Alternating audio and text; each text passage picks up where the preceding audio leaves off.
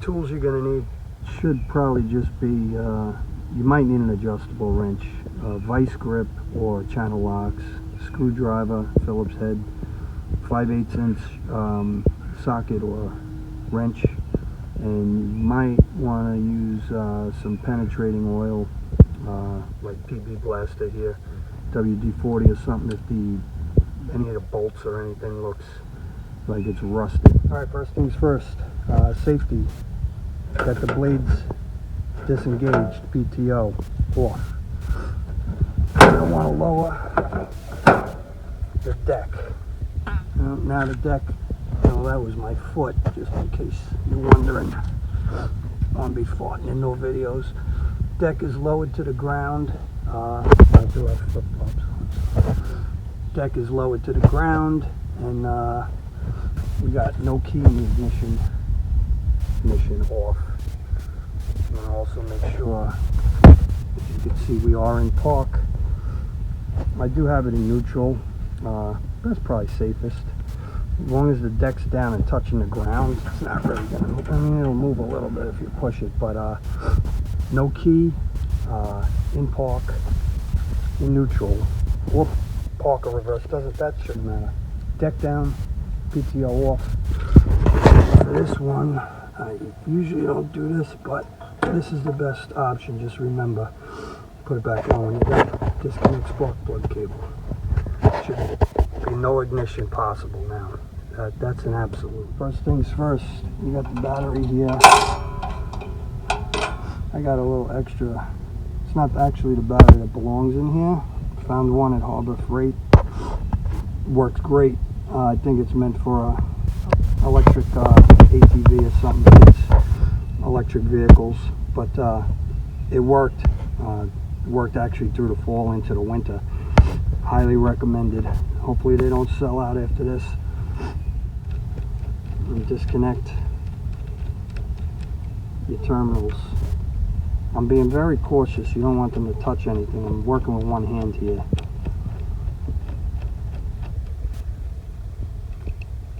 You got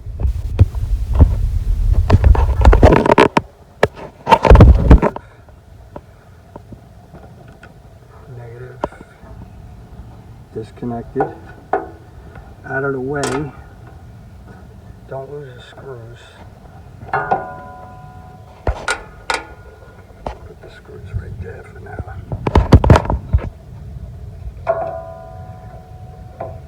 I'm gonna lift the battery out.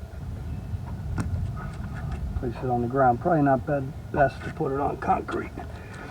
You just don't want it shorting out anywhere either. The battery's out of the tray. You can remove these brackets. Give you more space to work.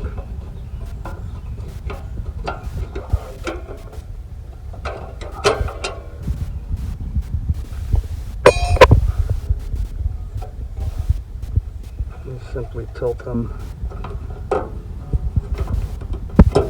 Put some pressure on it so it comes out from the hole. You can easily see the drive belt configuration. This being the upper, the lower is a little bit more difficult to see. But this is it over here on this plate on the bottom. There it is. It's going that forward towards the engine. And we will see how we take these off next. There's 3 pulleys that the upper goes on, and it looks like there's going to be 2 pulleys, one in the back here and one in the front for the lower drive belt.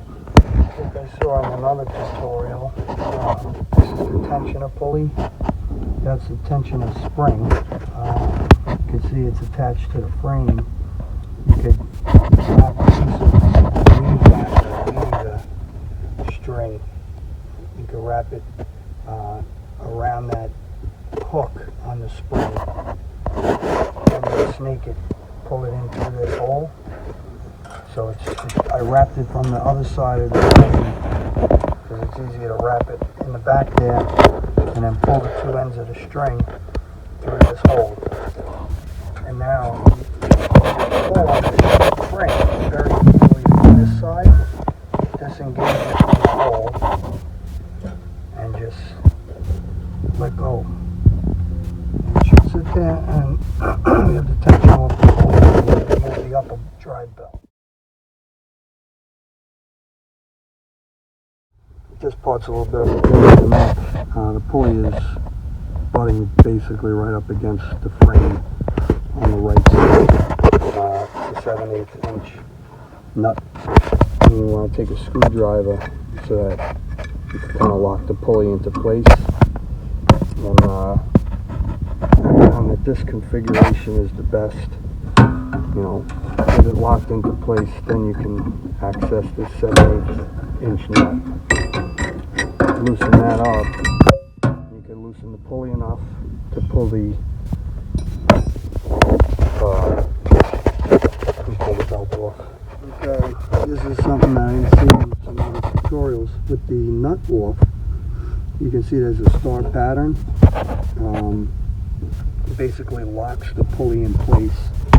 Let's see if I can get my hand in here and move it so you can see what happens. See this palm?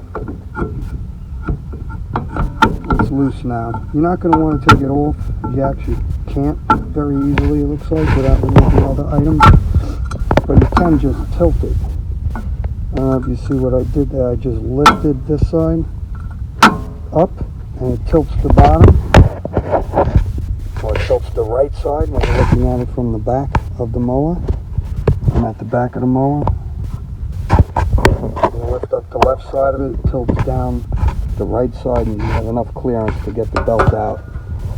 So that's the upper belt is now removed from the 3 pulleys. You can see on this pulley here that you actually have 2 pulleys in one. You have the upper, which obviously the upper belt goes on in this groove, and the lower belt is obviously in the bottom groove.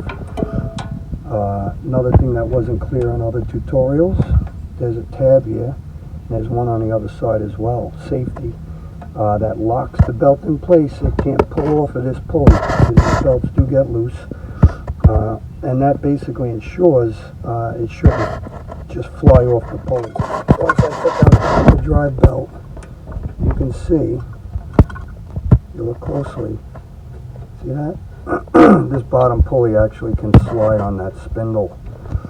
So you're going to just lift it up, and that'll provide enough clearance there to get the belt off the pulley and clearing that tab, that safety tab. And that's what we're going to do next.